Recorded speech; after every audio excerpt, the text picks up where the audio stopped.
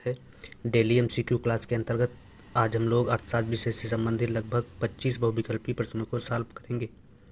यह प्रश्न TGT, PGT, NET, JRF, KVS, NVS, GIC, LT एवं बिहार स्टेट मुख्य परीक्षा के लिए महत्वपूर्ण हैं।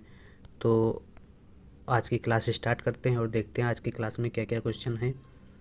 1 नंबर क्वेश्चन, उत्पादन समाप्ति प्रमेय संबंधित है यूलर से, हाइबर्लर से, हेराडोमट से, एपी लर्नर से। तो उत्पादन समाप्ति प्रमेय का संबंध जो है यूलर प्रमेय से संबंधित है। एक का सही आंसर ए है। 2 नंबर क्वेश्चन, एक क्रेताधिकार की अवधारणा का आविष्कार किया गया था किस अर्थशास्त्री द्वारा? एपी लर्नर द्वारा, चैम्बरलिन द्वारा, श्रीमती जॉन रॉबिन्सन द्वारा, रिकार्डो द्वारा। तो एक क्रेताधिकार की अवधारणा का आविष्कार जो है श्रीमती जॉन रॉबिन्सन द्वारा किया गया था। सी, 2 का सही आंसर सी है। 3 नंबर क्वेश्चन, विक्रय लागतों की अवधारणा का विकास किसने किया था? श्रीमती जॉन रॉबिन्सन ने, एडवर्ड चैम्बरलिन ने, मार्शल ने, कीन्स ने। तो विक्रय लागत की अवधारणा का विकास जो है वह एडवर्ड चैम्बरलिन द्वारा किया गया था। बी सही है। इसके अलावा समूह फर्म की अवधारणा भी चैम्बरलिन द्वारा ही दी गई थी। अगला क्वेश्चन जो है 4 नंबर, समूह संतुलन के प्रत्यय को विकसित किया गया था चैम्बरलिन द्वारा, हिक्स द्वारा, रॉबिन्सन द्वारा। कोई नहीं, तो चैम्बरलिन द्वारा जो है समूह संतुलन के प्रत्यय को विकसित किया गया था। इसके अलावा चैम्बरलिन ने विक्रय लागतों की अवधारणा का प्रतिपादन किया था। अगला, एक एकाधिकारी अपने उत्पाद की कीमत उस सीमा में तय करेगा जहां मांग की लोच होगी, 0 से कम, 0 के बराबर, 1 से कम, 1 से अधिक। तो एकाधिकारी अपने उत्पाद की कीमत उस सीमा में तय करेगा जहां मांग की लोच 1 से अधिक होगी। 1 से अधिक 5 नंबर का सही आंसर हो जाएगा डी। एकाधिकारी बाजार की कुछ विशेषताएं हैं, जान लेते हैं क्या क्या विशेषताएं हैं। अगर एकाधिकारी बाजार की परिभाषा की बात की जाए तो गिफिन्स ने बताया कि जिस बाजार में मांग की आड़ी लोच 0 होती है उस बाजार को एकाधिकार या एकाधिकारी बाजार कहा जाता है। मांग की आड़ी लोच क्या होती है? जब 0 होती है तो ऐसी बाजार को एकाधिकार बाजार कहा जाता है, गिफिन द्वारा बताया गया। इसके अलावा चैम्बरलिन बताते हैं कि बाजार की वह दशा जहां केवल एक ही विक्रेता या एक फर्म होती है उसे एकाधिकारी प्रतियोगिता कहा जाता है। यह परिभाषा चैम्बरलिन द्वारा दी गई है। और रॉबिन्सन बताते हैं जिस बाजार में मांग की लोच इकाई से कम होती है उसे एकाधिकारी बाजार कहा जाता है। मांग की लोच क्या होती है? इकाई से कम होती है, उसे एकाधिकारी बाजार कहा जाता है। इसके अलावा जिस बाजार में वस्तु का एक विक्रेता हो तथा क्रेता अधिक होते हैं ऐसी बाजार को एकाधिकार बाजार कहते हैं। तथा एक विक्रेता होने से पूर्ति पर विक्रेता पूर्ण नियंत्रण रखता है, अर्थात प्रतिस्थानापन्न वस्तु नहीं होती है, ऐसी बाजार को एकाधिकार बाजार के अंतर्गत रखा जाता है। तथा एकाधिकारी बाजार में वस्तु की कीमत या पूर्ति में किसी एक पर ही नियंत्रण प्राप्त किया जा सकता है। तो यह परिभाषा एकाधिकार बाजार की हुई। कुछ विशेषताएं एकाधिकार बाजार की जान लेते हैं क्या क्या विशेषताएं हैं। एकाधिकार बाजार की अगर विशेषताओं की बात की जाए तो केवल एक ही विक्रेता होता है एकाधिकार बाजार में, और मांग की ढाल लोच ऋणात्मक या इकाई से कम होती है। यह मांग की लोच है और मांग की ढाल लोच ईडी इकाई से कम होती है। डी या ए आर, मांग की लोच ऋणात्मक या इकाई से कम होती है एकाधिकार बाजार में। तथा इसके अलावा मांग की आड़ी लोच क्या होती है? 0 होती है और स्थानापन्न वस्तु उपलब्ध नहीं होती है एकाधिकार बाजार में। वस्तु की पूर्ति पर विक्रेता का पूर्ण नियंत्रण होता है। एकाधिकारी में पूर्ति वक्र का अभाव होता है। यहाँ फर्म संतुलन को ही उद्योग का संतुलन माना जाता है तथा जहाँ फर्म एवं उद्योग के बीच अंतर नहीं होता है। एक ही फर्म उद्योग होती है और वही उद्योग फर्म होती है। वस्तु की उत्पादन एवं पूर्ति क्या होती है? एक ही होती है एकाधिकारी बाजार में। इसके अलावा अगर विशेषताओं में बात की जाए तो एकाधिकारी फर्म कीमत निर्माता होती है। तथा परफेक्ट कंपटीशन की अगर बात की जाए तो परफेक्ट कंपटीशन में कीमत निर्धारण जो है वह बाजार द्वारा किया जाता था और फर्म का उद्देश्य लाभ को अधिकतम करना होता है। फर्म का उद्देश्य क्या होता है? लाभ को अधिकतम करना होता है। फर्म वही कीमत निर्धारित करती है जहां लाभ अधिकतम होता है। जहां लाभ कहाँ पे अधिकतम होता है? जहां MC बराबर MR होगा, वहीं पर लाभ क्या होगा? अधिकतम होगा। एक ही वस्तु के लिए उपभोक्ताओं से भिन्न भिन्न कीमत वसूल की जा सकती है। एकाधिकार बाजार की यह भी एक विशेषता है। कीमत विभेद क्या है? जब एकाधिकारी या विक्रेता अपनी एक ही वस्तु के लिए अलग अलग उपभोक्ता से भिन्न भिन्न कीमत वसूल करने में सफल हो जाता है तो उसी को कीमत विभेद कहते हैं।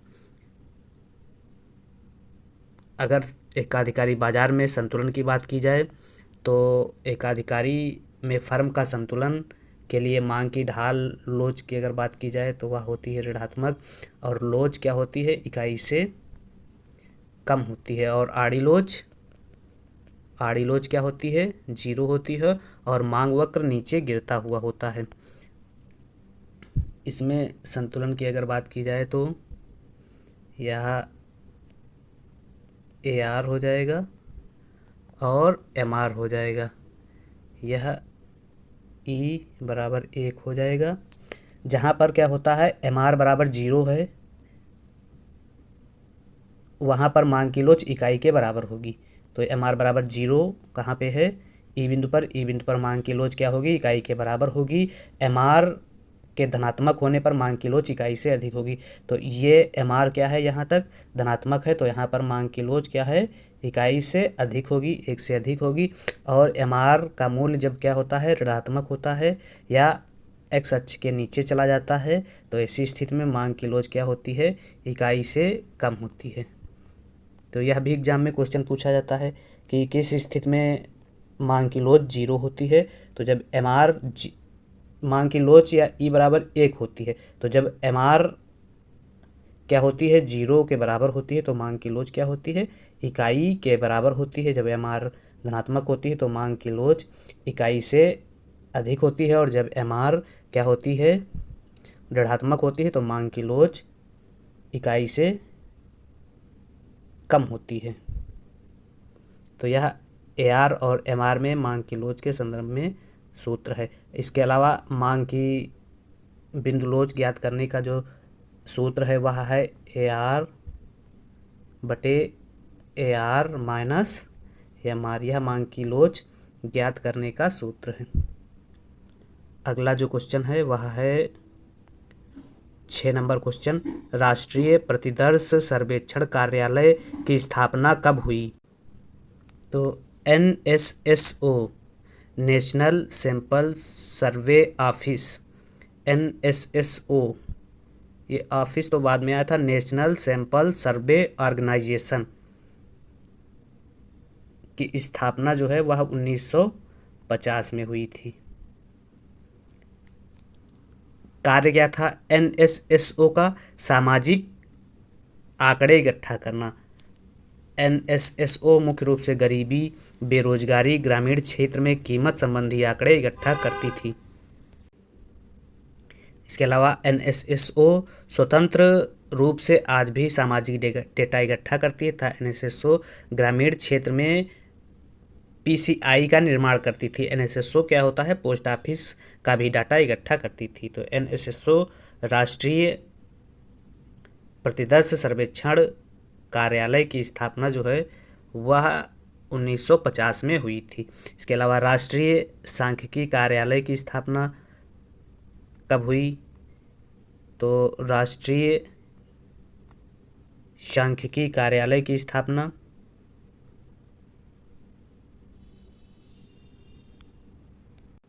राष्ट्रीय सांख्यिकी कार्यालय की स्थापना 1 जनवरी 2015 को हुई थी।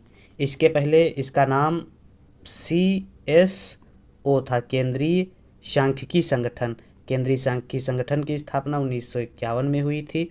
फिर नाम बदलकर इसका 2015 में क्या कर दिया गया? CSO सेंट्रल स्टैटिस्टिक्स ऑफिस, यह 2015 में किया गया था। और 2020 में इसका नाम बदलकर NSO कर दिया गया, नेशनल स्टैटिस्टिक्स ऑफिस।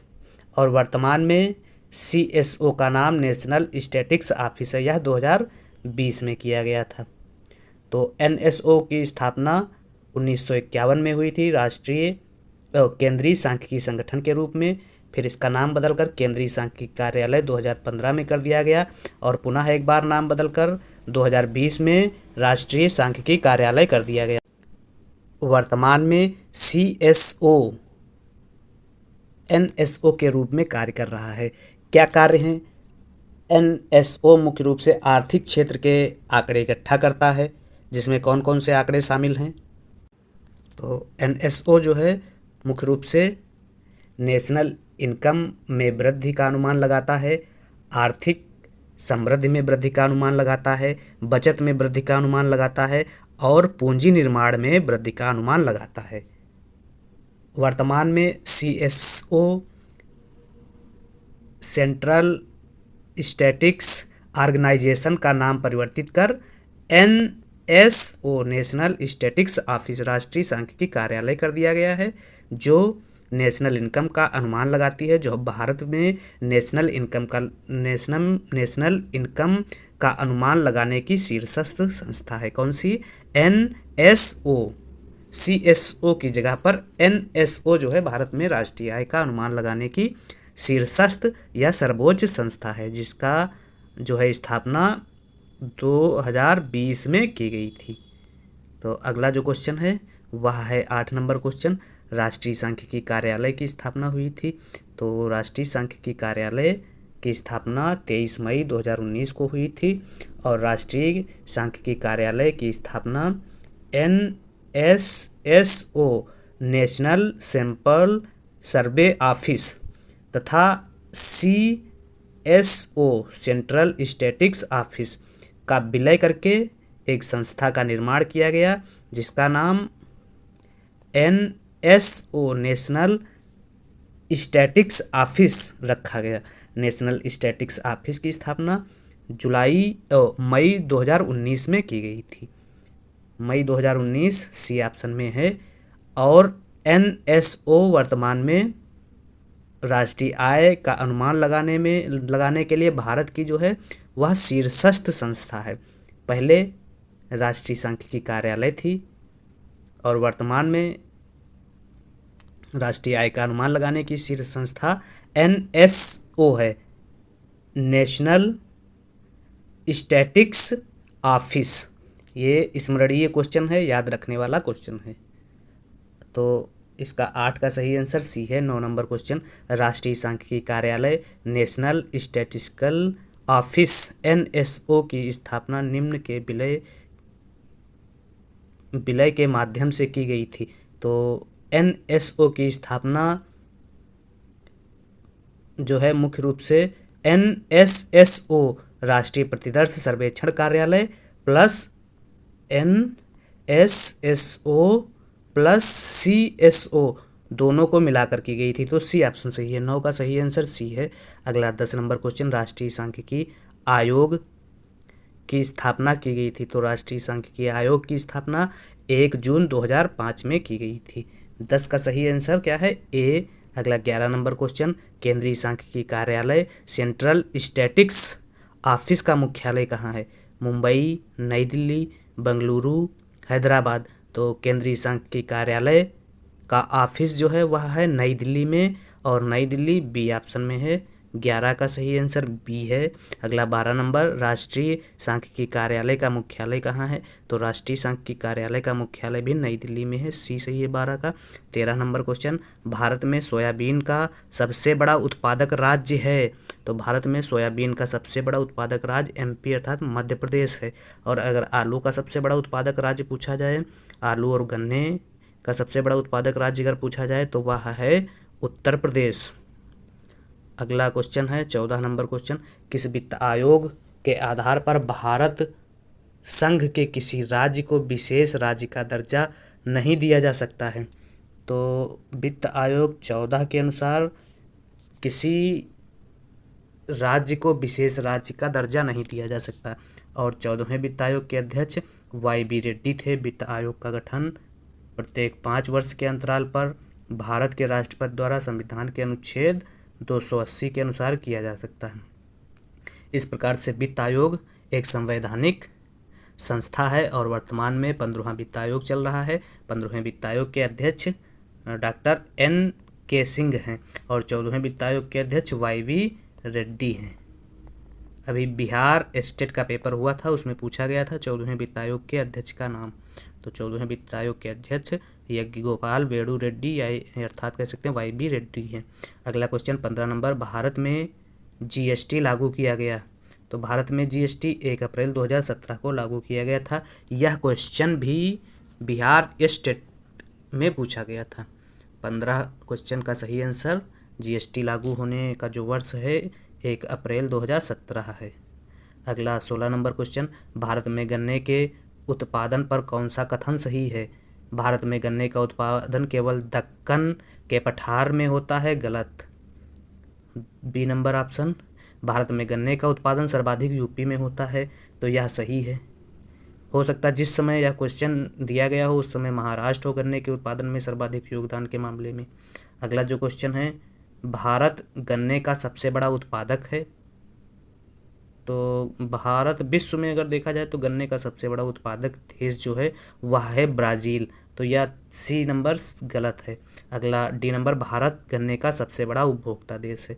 तो भारत गन्ने का नहीं लेकिन चीनी का सबसे बड़ा उपभोक्ता देश कहा जाता है।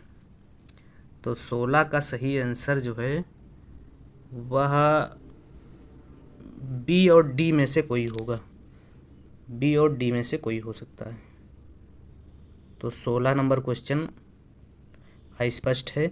अगला 17 नंबर क्वेश्चन, योजना आयोग के पहले उपाध्यक्ष कौन थे? पंडित जवाहरलाल नेहरू। तो पहले अध्यक्ष पंडित जवाहरलाल नेहरू थे, क्योंकि योजना आयोग का जो अध्यक्ष है वह पदेन प्रधानमंत्री होता है और पंडित जवाहरलाल नेहरू उस समय क्या थे? प्रधानमंत्री थे। तो पहले अध्यक्ष प्रधानमंत्री होंगे और योजना आयोग के पहले उपाध्यक्ष गुलजारी लाल नंदा जी थे, वह सी ऑप्शन में है, सी ऑप्शन सही है। और 2015 के बाद से योजना आयोग का स्थान नीति आयोग ने ले लिया था। नीति आयोग के पहले अध्यक्ष श्री नरेंद्र मोदी जी थे। नीति आयोग के भी अध्यक्ष भारत के प्रधानमंत्री पदेन प्रधानमंत्री होते हैं और पहले अध्यक्ष अरविंद पनगड़िया जी थे। अगर नीति आयोग के वर्तमान अध्यक्ष की बात की जाए तो श्री नरेंद्र मोदी जी हैं और वर्तमान उपाध्यक्ष की बात की जाए तो डॉक्टर सुमन बेरी वर्तमान नीति आयोग के अध्यक्ष हैं। अगला जो क्वेश्चन है वह है 18 नंबर क्वेश्चन, 2001 से 11 के बीच भारत की वार्षिक जनसंख्या वृद्धि दर क्या रही? तो 2001 से 11 के बीच भारत की वार्षिक जनसंख्या वृद्धि 1.64% रही और 1.64% बी ऑप्शन में है, बी सही है 18 का। 19 नंबर क्वेश्चन, पश्चिम बंगाल में सालबोनी क्यों प्रसिद्ध है? एक प्रसिद्ध खाद्य पदार्थ के लिए, भारतीय सुरक्षा प्रेस, आधुनिक मुद्रा नोट प्रेस, व्यस्ततम बंदरगाह। तो सालबोनी जो है आधुनिक मुद्रा प्रेस के लिए प्रसिद्ध है। 19 का सही आंसर है सी, 19 सही आंसर सी है। अगला 20 नंबर क्वेश्चन, भारत में नवरत्न श्रेणी की शुरुआत कब हुई थी? तो भारत में नवरत्न श्रेणी की शुरुआत 1997 में हुई थी, सी ऑप्शन सही है 1997 में।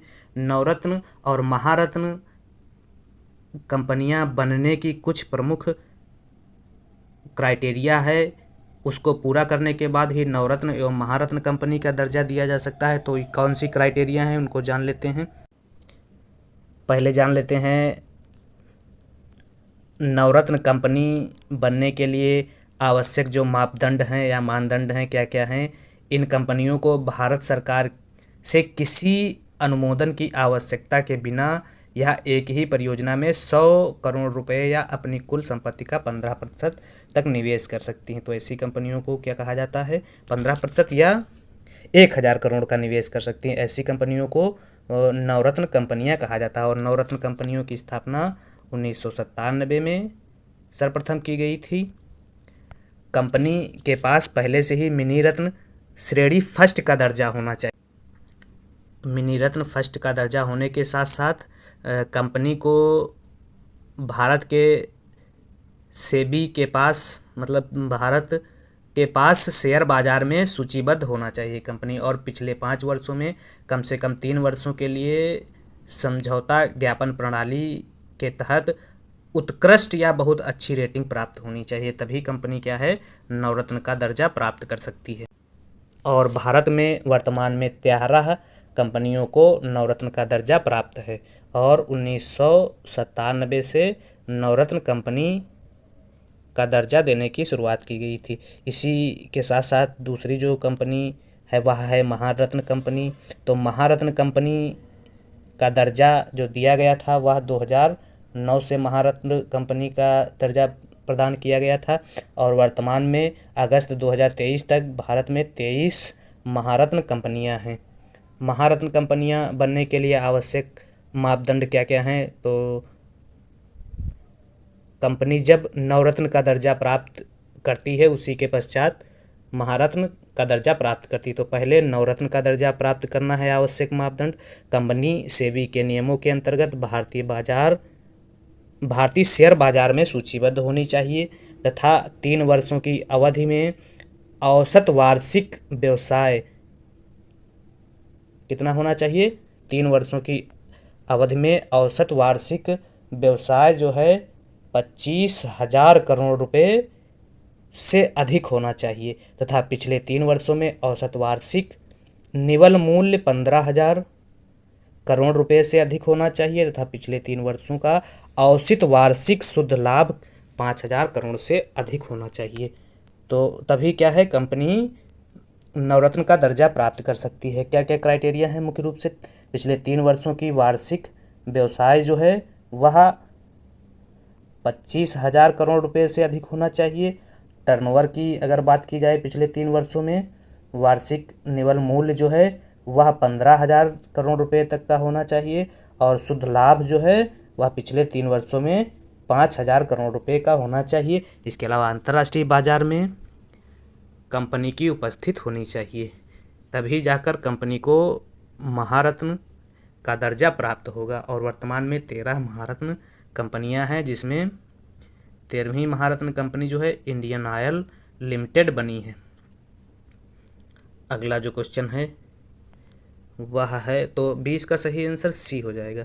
अगला 21 नंबर, भारत का पहला मेगा फूड पार्क कहाँ है, हरिद्वार, लखनऊ, जयपुर, नागपुर। तो भारत में पहला मेगा फूड पार्क जो है वह हरिद्वार में बनाया गया। हरिद्वार ए ऑप्शन में है, ए सही है। 22 निम्न कथनों पर ध्यान दीजिए। भारत में फलों की खेती का सबसे बड़ा खेती का क्षेत्र केले का है। भारत में सबसे ज़्यादा फल का उत्पादन आम का होता है। तो भारत में सबसे ज़्यादा फल का उत्पादन जो है वह आम का होता है। 2 बी ऑप्शन सही है, केवल 2 सही है, बी सही हो जाएगा 22 का। 23 निम्न चित्र प्रदर्शित करता है। तो निम्न चित्र क्या प्रदर्शित कर रहा है, पूर्णतः बेलोचदार मांग वक्र को प्रदर्शित कर रहा है, और पूर्णतः बेलोचदार मांग वक्र में ईडी बराबर 0 होता है, और पूर्णतः लोचदार मांग वक्र में ईडी बराबर क्या होता है, वह होता है अनंत। तो ईडी बराबर 0 किस ऑप्शन में है, ईडी बराबर 0 है, ए ऑप्शन में ए सही हो जाएगा 23 नंबर क्वेश्चन का। अगला 24 नंबर क्वेश्चन, राष्ट्रीय निवेश निधि की स्थापना हुई थी। तो राष्ट्रीय निवेश निधि की स्थापना ऑप्शन देख लेते हैं, 1 जनवरी 2004, 27 जनवरी 2005, अगस्त 1996, 25 मई 2007। तो राष्ट्रीय निवेश निधि की स्थापना जो है वह 27 जनवरी 2005 को हुई थी, और विनिवेश आयोग का गठन जो है अगस्त 1996 में हुआ था, और राष्ट्रीय निवेश निधि की स्थापना 27 जनवरी 2005 में हुई थी। 24 का सही आंसर क्या है, 24 का सही आंसर बी है। तो इस प्रकार से इस आज की वीडियो में हम लोगों ने अर्थशास्त्र के लगभग 24 प्रश्नों को सॉल्व किया, जो आगामी शिक्षक भर्ती परीक्षा के लिए बहुत ही महत्वपूर्ण है। यह डेली एमसीक्यू जो सीरीज है, डेली एमसीक्यू की जो सीरीज है, यहाँ से क्वेश्चन हर शिक्षक भर्ती परीक्षा जैसे टीजीटी, पीजीटी में प्रश्न मिलने की संभावना है, चाहे वह दिल्ली टीजीटी पीजीटी हो, यूपी पीजीटी टीजीटी हो, झारखंड हो, बिहार हो, नेट जेआरएफ हो, किसी भी परीक्षा में यहाँ से क्वेश्चन एक दो क्वेश्चन मिल जाएंगे, हर वीडियो से एक दो क्वेश्चन मिलेंगे। तो डेली एमसीक्यू की क्लास आप लोग देखिए और क्वेश्चन याद करने की कोशिश करिए। वीडियो देखने के लिए बहुत बहुत धन्यवाद।